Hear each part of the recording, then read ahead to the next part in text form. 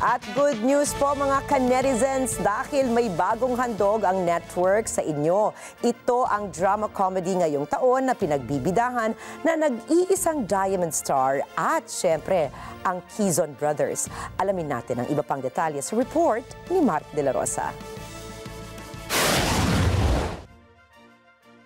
Sabi nga nila, 1 is enough, 2 is too much, 3 is non-stop.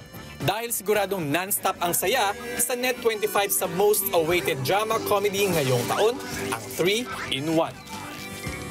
3-in-1 kasi sa umpisa, meron kasi kami tatlong magkakapatid nag-aaway sa isang mana ng show.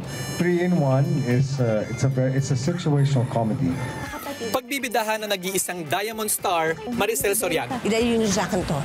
Kasama ang Quezon Brothers na sina Direk Eric, Direk Epi, Vandolph at Boy 2. Dito ko na sa tabi ko. Dad, palit muna kayo. Siyempre, kasama ang iba pang cast na kukumpleto sa mas masaya nilang samahan. Tama ate, ang pagpupuyat kasi ginagawa yun sa gabi. Kahit kailan wala pa ako nabalita ang ginawang pagpupuyat sa araw. Hindi naman daw nila ramdam ang bigat ng trabaho dahil ini-enjoy lang nila ang kanilang mga eksena.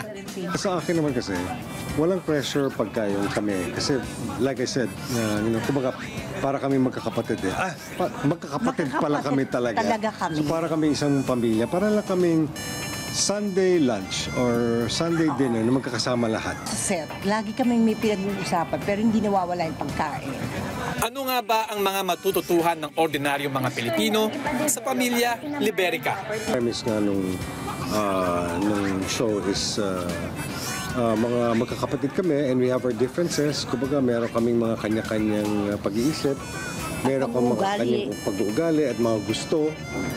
Minsan hindi kami nakakasundo-sundo, pero ang pagiging pamilya or kapatid, yun pa rin ang mananaig sa dulo. Yun ang mananaig sa amin.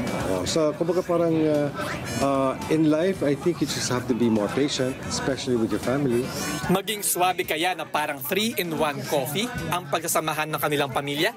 Kaya naman sa inyong laid-back Sunday, gawing habit ang panonood ng 3-in-1 with your friends and family. Inimbitahan po namin kayo na manood ng aming bagong sitcom dito po sa Net25.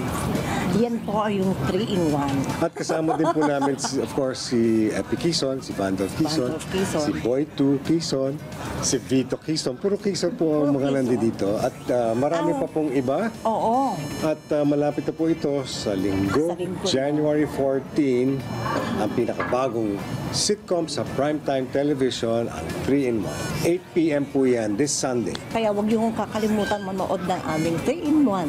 Okay, thank you po. Dito pa rin sa Net25. Mark De La Rosa, para sa mata ng Agila. Matatag, matapang, matapat.